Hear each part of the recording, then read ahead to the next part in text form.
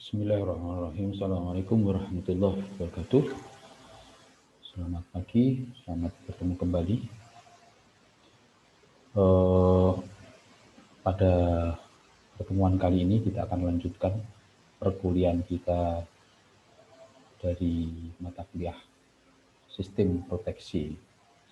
Untuk kali ini kita akan membahas tentang power system protection.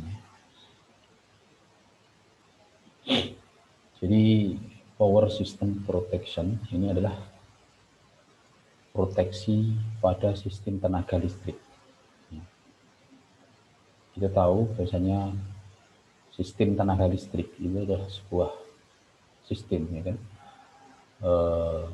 Mulai dari pembangkit, jaringan, transmisi, distribusi, kemudian gardu induk, ya, sampai ke beban. Ya.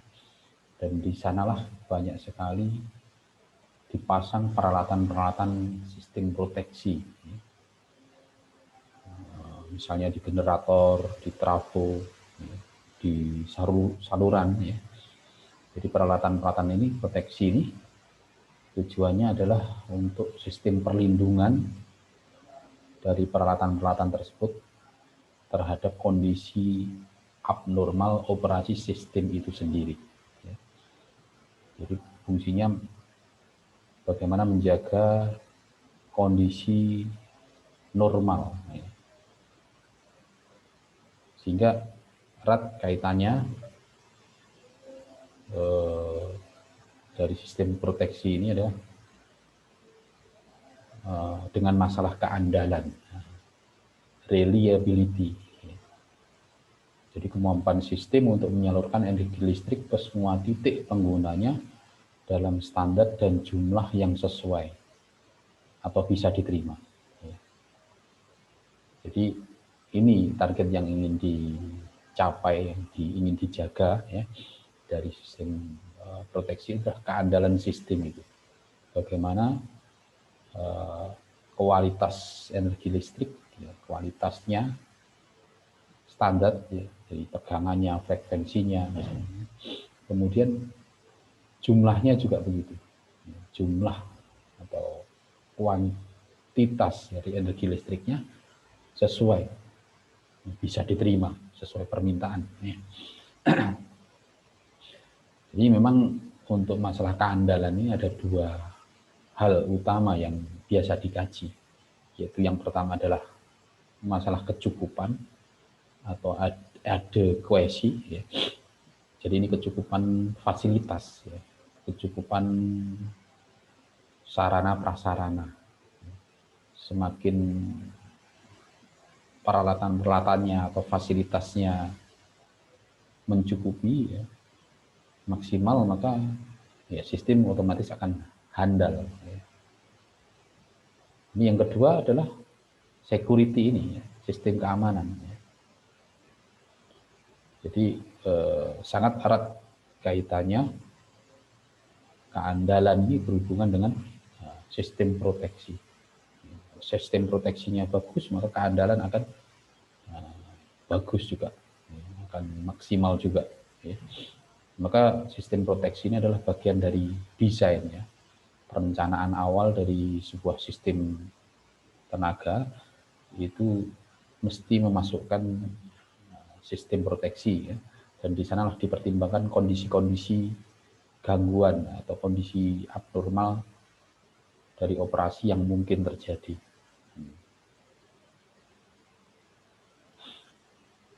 Jadi fungsi utama sistem pengaman ini adalah, yaitu yang pertama untuk mengamankan manusia terutama terhadap bahaya yang ditimbulkan oleh listrik. Jadi mengamankan manusia itu sendiri, karena yang paling mahal ya nyawa manusia. Maka tujuan utama sistem perlindungan, sistem proteksi adalah mengamankan manusia. Yang kedua, menghindari dan mengurangi kerusakan peralatan akibat adanya kondisi abnormal tadi. Jadi diproteksi. bahkan supaya tidak mengenai peralatan yang lain ya. Kalau satu peralatan terkena gangguan, maka peralatan yang lain akan bisa diamankan juga. Di samping peralatan yang terkena gangguan itu sendiri juga akan terlindungi. Yang ketiga, untuk mempercepat lokalisir atau zona daerah yang terganggu menjadi sekecil mungkin. Jadi dilokalisir, ya tujuannya supaya zona yang sehat, bagian-bagian yang sehat tetap bisa beroperasi, tidak terganggu, sehingga keandalan tadi bisa tetap dijaga. Kemudian yang keempat, untuk memberikan pelayanan tenaga listrik yang memiliki keandalan yang tinggi. Jadi fungsi keandalan tadi ya, ini fungsi utama dari sistem pengaman.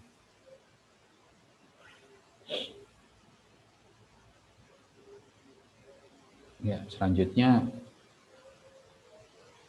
adalah persyaratan dasar pengaman sistem ini adalah itu yang pertama, selektivitas.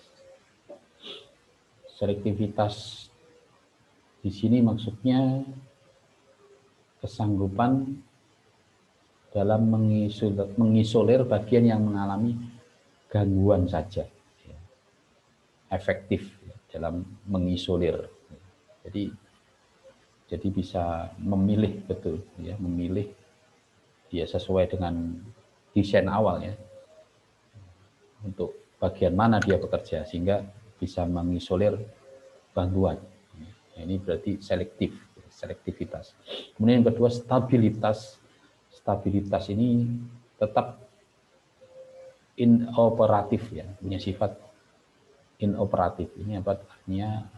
Lawan dari operatif. Jadi tidak terpengaruh oleh gangguan-gangguan yang terjadi di luar zona yang ditetapkan, yang dilindunginya. Jadi gangguan luar maksudnya, dia tetap stabil. Kemudian yang ketiga, kecepatan operasi. Ya, ini sangat menentukan, ya, sangat penting ya bagi sebuah sistem pengaman adalah kecepatan ya. Jadi mulai kecepatan mendeteksi, kecepatan bereaksi dan bekerja dari peralatan-peralatan proteksi tersebut. Sehingga tadi arus gangguan tidak terlanjur mengalir kemana-mana ya, sehingga akan memukul peralatan-peralatan yang lain yang mengalami kerusakan. Kemudian yang keempat ini sensitivitas atau kepekaan. Jadi kemampuan mendeteksi permasalahan yang paling kecil sekalipun. Jadi hal-hal yang tidak normal tadi, ya tentunya yang tidak sesuai setting, ya, sehingga bisa dideteksi. Sekecil mungkin ada perubahan, dia akan bisa mendeteksi sesuai setting tentunya ya. Ada ukuran setting tertentu yang bisa ditolerir ya, kapan dia harus sensitif dalam bekerja. Ada toleransi ya tentunya. Kemudian yang kelima ini adalah pertimbangan ekonomis. Jadi memang tetap harus dipertimbangkan, dan ini menjadi pertimbangan utama karena memang aspek teknis ini selalu mengalahkan ya, aspek ekonomi selalu mengalahkan aspek teknis. Jadi bagaimana murah, perlindungan yang murah tapi punya aspek teknis jaminan keamanan yang tinggi ya. Karena makanya tentu perlunya ada skala prioritas ya. Jadi pertimbangan ekonomis tetap. Kemudian yang ke-7 ini adalah reliabilitas ya, keandalan. Handal ya. Handal ini ya lawannya tidak handal. Jadi bagaimana dia bekerja sebagaimana mestinya yang dikehendaki. Ya. Tidak mal operation, ya. Tidak salah operasi. Ya. Jadi tidak handal ya tidak salah operasi sehingga tidak handal. Kemudian yang terakhir ini punya proteksi pendukung, backup protection. Dan ini bekerja bila proteksi utama tidak berjalan, ya. Maka ada backup-nya dan dia memang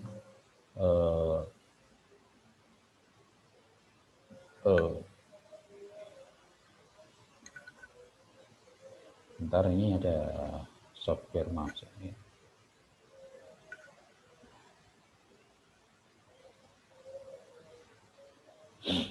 Ya, jadi backup protection. Jadi sistem pendukung ini juga sedapat mungkin independen dalam memberikan perlindungan yang berlapis terhadap zona-zona utama. Ya, dia tetap tidak terpengaruh dengan zona pertama yang tidak terganggu tadi, terpisah. Sistemnya terpisah sebagai backup protection.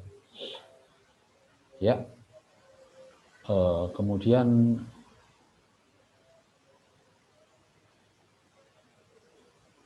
ya berikutnya ini adalah ya, tentang gangguan tadi ya. Jadi hal-hal yang tidak normal pada sistem tenaga listrik itu ya, disebutkan oleh gangguan ya. Nah, klasifikasi gangguan ini bisa kita bedakan menjadi gangguan yang berasal dari dalam sistem. Ya, contohnya seperti tegangan dan arus abnormal ya. Ini bisa ditekankan karena tegangan lebih atau karena hubung singkat. Ya. Ini tegangan, berefek pada tegangan dan arus yang abnormal. Kemudian yang kedua, pemasangan yang kurang baik. Ya, ketika pemasangan ini juga akan bisa mengakibatkan gangguan. Kemudian kesalahan mekanis akibat proses penuaan. Ya. Jadi umur masa pakainya sudah lewat ya ini, sehingga biasanya isolasi di sini yang sangat-sangat dipengaruhi oleh masa proses penuaannya.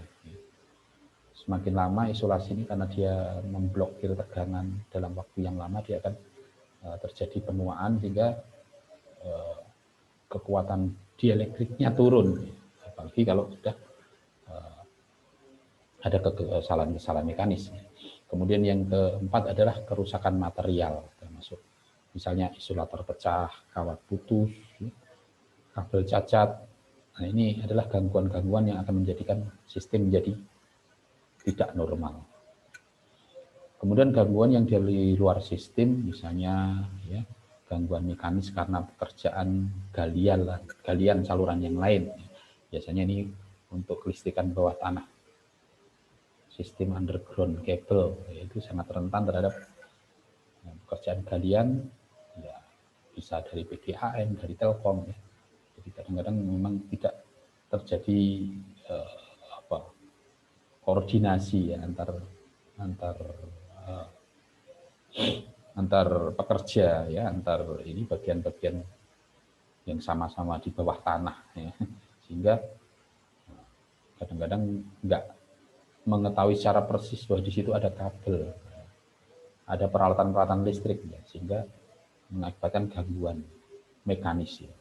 Kemudian yang dari luar juga yang sangat sering terjadi adalah karena petir ya, karena hujan, angin. Nah, ini pengaruh cuaca.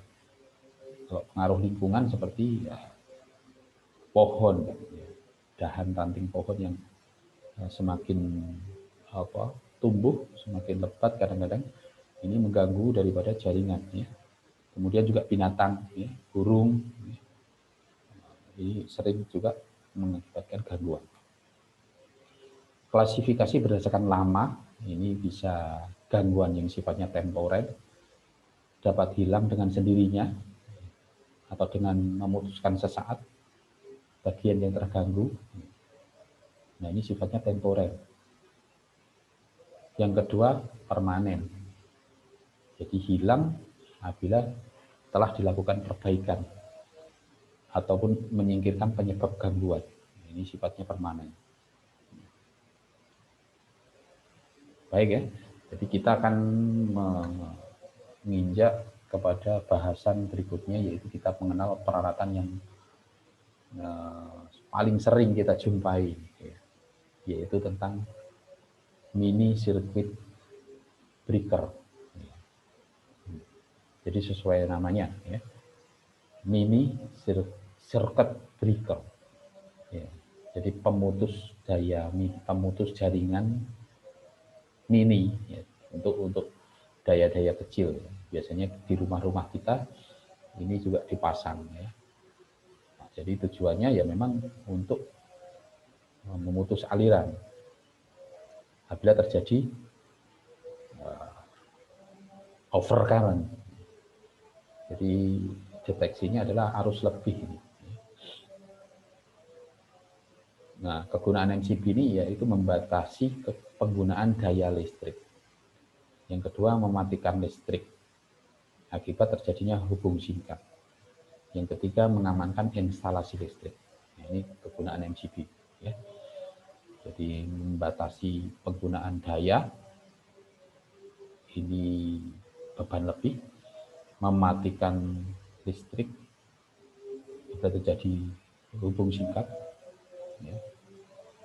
Kemudian yang ketiga, mengamankan instalasi listrik. Ini ketiga-tiganya ini karena efek daripada arus lebih atau overcurrent. Yang nomor 3 itu mengamankan instalasi, kan. Jadi terutama konduktornya atau penghantarnya itu kan itu punya kapasitas hantar listrik yang terbatas, sehingga kalau tidak diamankan itu bisa terbakar tentunya, ya. Banyak kabel-kabel yang karena kadang-kadang MCB-nya tidak sesuai dengan, sehingga penghantarnya ini mengalami isolasinya mengalami kerusakan, ya, karena panas, ya. Karena arus lebih tadi menimbulkan panas sehingga luka, sehingga banyak sekali kadang-kadang kebakaran itu karena instalasi listrik, ya. Ini fungsinya, salah satu fungsinya MCB ini mengamankan instalasi listrik. Jadi tadi kita bisa definisikan, jadi tipe arus lebih overcurrent itu karena dua, ya. Yang pertama karena overload, karena beban lebih. Jadi ini terjadi karena arus yang mengalir dalam sistem melebihi dari biasanya sampai 50% sampai 100% lebih tinggi. Ini overload. Ya, biasanya terjadi kalau kita di rumah itu kita memasang beban, ya, terlalu banyak, ya. Terlalu banyak kita pasang. Nah, akhirnya overload. Nah, sehingga kadang-kadang MCB kita jeglek, ya, trip, ya, sehingga itu sebetulnya fungsi pengamanan, ya. Karena kalau tidak trip itu membahayakan instalasi, ya. Di samping tujuan yang pertama tadi membatasi daya, ya. Nah, di sini sebetulnya yang sangat ini tugasnya memang wewenangnya PLN, ya, yang badan yang berwenang dalam masalah kelistrikan. Ini memakai dibatasi itu ya pakai MCB ini. Karena kalau tidak, ya banyak konsumen misalnya dia masang ini masang itu, ya, akhirnya bebannya meningkat drastis, ya, sehingga yang jeglek bukan MCB-nya tapi yang jeglek bisa trafonya, bahkan bisa gardu induknya kalau nggak dibatasi lagi, bisa pembangkitnya yang nggak mampu karena permintaan daya tidak dibatasi, ya. Ini fungsinya MCB tadi, membatasi daya. Kemudian jadi mengamankan instalasi tadi ini sangat penting, ya. Jadi untuk beban lebih ini kadang-kadang karena tidak terasa, ya. Karena beban lebih ini harusnya lebihnya mungkin belum sampai 50%, ini belum bekerja si MCB-nya, ada toleransinya, ya.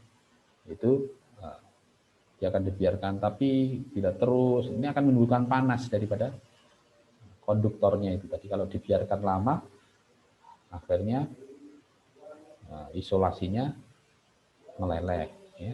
Akhirnya terjadi kebakaran. Ini kalau tidak dibatasi.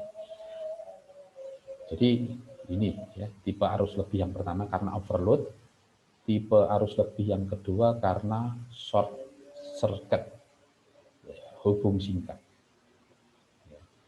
Jadi hubung singkat ini bisa terjadi karena terhubungnya kabel fasa dengan netral, bisa fasa dengan fasa. Dan ini menjadikan arus yang mengalir ini ratusan sampai ribuan kali lebih tinggi daripada di dalam sistem. Maka pengamanan arus hubung singkat ini harus secepatnya bekerja, ya, tidak berlainan dengan overload tadi. Jadi dia tidak langsung bereaksi. Tapi kalau hubung singkat, ya seketika. Ya. Jadi karakteristik relaynya, karakteristik pemutusannya adalah seketika, secepat mungkin. Karena arusnya ratusan sampai ribuan kali. Ya. Jadi ini tipe arus lebih. Ya. Sehingga MCB di sini itu bekerjanya ya karena dua tipe arus lebih ini. Ya. Maka bagian pertama kita kenal di dalam MCB itu ada bimetal. Bimetal ini dua logam yang berlainan jenis, jika dialiri arus akan memanas dan memuai. Ya. Ini saklar bimetal ini sering kita jumpai kalau kita memakai setrika, ya, setrika listrik itu kan pakai saklar bimetal. Jadi kalau panas mulai ya ukurannya melebihi, maka dia akan memutus. Dia turun lagi. Kalau melebihi lagi dia akan dia akan naik lagi, masuk lagi arusnya, terputus lagi. Ya, seperti itu contoh kerja saklar bimetal ya. Jadi kalau di sini saklar bimetal ini dihubungkan untuk menekan mekanik dari saklar MCB sehingga MCB-nya putus. Komponen ini bekerja saat MCB dialiri beban lebih. Jadi bekerjanya karena yang tipe untuk overcurrent beban lebih. Ya. Ini bimetal. Yang kedua yaitu elektromagnet. Bagian di MCB itu, yaitu logam yang dililit tembaga yang dialiri alur listrik. Maka logam tersebut akan menjadi magnet. Semakin besar arusnya, maka semakin besar medan magnet yang timbul. Komponen elektromagnet ini bekerja untuk MCB ketika ada arus hubung singkat yang besar. Ya, maka pemutusannya seketika. Ini elektromagnet, ya, berlainan dengan bimetal tadi, pemutusannya tidak seketika. Ya. Jadi ada arus, langsung jadi magnet, langsung menarik mekanik ya, saklarnya MCB. Nah ini bagian-bagian MCB bisa kita lihat letak daripada bimetalnya di sini, kemudian elektromagnetnya di sini. Ya. Dan ini berdekatan dengan saklar, ya, kontak daripada MCB. Ini fixed kontak, ini moving contacts. Ya. Kalau yang terjadi adalah overload, maka bimetal yang bekerja, dia akan menekan kontak di sini sehingga trip. Tapi sebaliknya kalau hubung singkat yang terjadi, ini akan terdeteksi oleh elektromagnetnya, bekerja sehingga MCB trip. Kemudian karakteristik MCB, ini kita pertama kenal dengan istilah nominal current rule. Ya. Nominal current rule. Ini harus nominal dari MCB. Dan nilainya harus kurang dari besar current rating kabel yang dilindunginya. Jadi harus di bawahnya. Dan melebihi dari arus normal yang mengalir, ya. harus normalnya, ya, yang mengalir, sehingga nominal current rule ini antara arus normal dengan rating kabel. Jadi kalau nominal current rule ini lebih besar dari rating kabelnya, ya percuma, dia tidak akan bisa melindungi kabelnya, instalasinya. Atau dia lebih kecil dari arus normal yang ditetapkan, maka ya akan trip terus nanti MCB-nya, kan gitu. Itu logikanya. Jadi ini nominal current rule. Kemudian tripping rule. Tripping rule ini arus yang lebih dari 1,45 kali arus nominal. Arus nominalnya arus normal yang diizinkan bekerja. Ini dapat menyebabkan peralatan proteksi bekerja tidak kurang dari 1 jam. Nah, ini tripping rule ini adalah batasan dari overcurrent karena beban lebih. Jadi ketika sudah melebihi harus lebih dari 1,45 kali dari arus nominal, ini tidak kurang dari 1 jam harus bekerja. Jadi ada delay-nya, maksimal 1 jam kalau terjadi beban lebihnya, ukurannya 1,45 kali dari arus nominal, melebihi 1 jam ya bekerja. Tapi kadang-kadang kan dikurangi lagi bebannya, itu hilang lagi beban lebih ya, sehingga turun lagi, ya, sehingga belum bekerja itu MCB-nya. Yang ketiga adalah karakteristik disconnection time rule. Ya. Nah ini ukuran pada kondisi hubung singkat. Jadi MCB harus dapat bekerja dengan seketika. Ini waktu pemutusan, ya. Disconnection time rule. Kemudian MCB ini kita akan mengetahui kapasitasnya itu dengan menggunakan satuan ampere. Ya, kalau kita membeli MCB di pasaran, di toko ya, ini ukurannya ampere, mulai 1 ampere, 2 ampere ya, dari kapasitasnya. Kemudian untuk mengetahui daya maksimumnya yang sanggup ditahan ya, untuk MCB ini sesuai pada daya maksimum berapa, nah, itu tinggal kita kalikan MCB itu dengan tegangan tegangan umum yang ada di Indonesia itu, ya. Tegangan di lapangan ya, tegangan ya di jaringan itu ya 220 ya, sehingga dikalikan misalnya 6 ampere itu sanggup memikul daya 1200. Ya, jadi kalau rumah kita ini mengambil daya 1000 maka 1200, maka kita pakai MCB yang 6 ampere. Kalau yang 900 kita pakai MCB yang di bawahnya yang 4 ampere ya. Nah, seperti itu. Nah, kemudian berikutnya ini kita mengenal tentang jenis MCB ya. Jadi ditandai dengan huruf biasanya ya. Yang pertama yaitu otomat L ya. Ini MCB untuk hantaran, untuk konduktor. Jadi yang diamankan memang hantaran. Jadi suhu hantaran sangat diperhatikan. Sehingga ini juga pekerjaannya itu terutama pakai saklar bimetal itu. Jadi MCB jenis ini. Sehingga apa? Ya, suhu hantaran di sini sangat-sangat menjadi dasar ya. Ini otomat ditandai dengan huruf L ya, otomat L. Kemudian otomat H ini untuk instalasi rumah ya. Jadi ini tertulis di nameplate-nya MCB itu nanti ada huruf L, huruf H ini sebagai kode, sebagai apa, tanda jenis-jenis MCB ini digunakan untuk untuk apa ya, instalasi hantaran tadi, kalau H ini untuk instalasi rumah ya.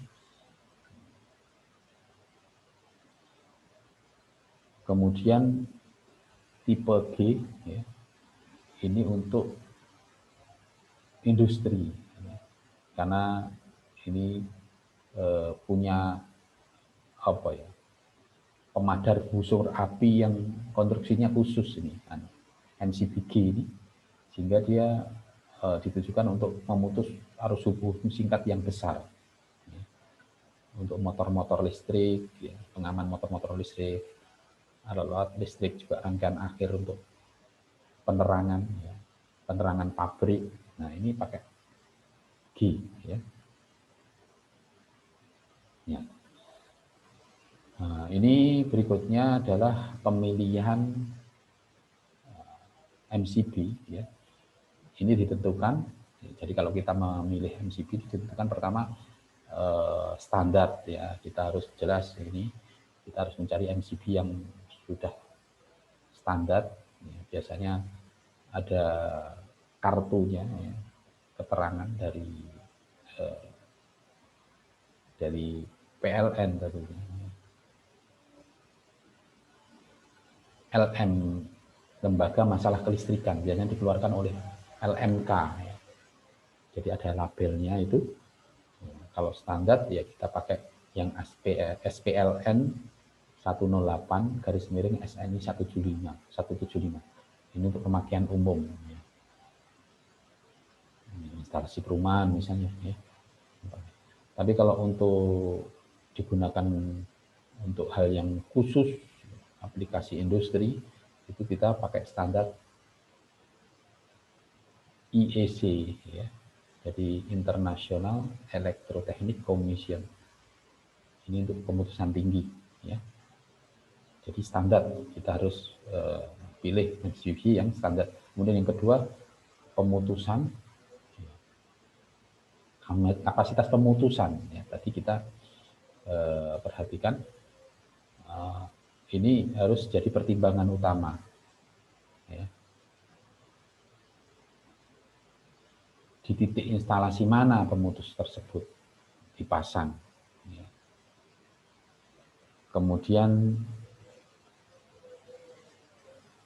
arus pengenal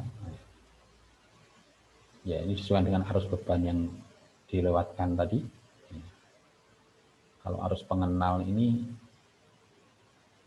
ya tadi kapasitasnya MCB ya.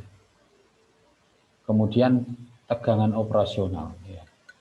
Jelas ya, kalau Indonesia pakai 220. Nah, ini yang contoh pengaman sistem STB ini, di nameplate-nya akan tertera gambar seperti ini.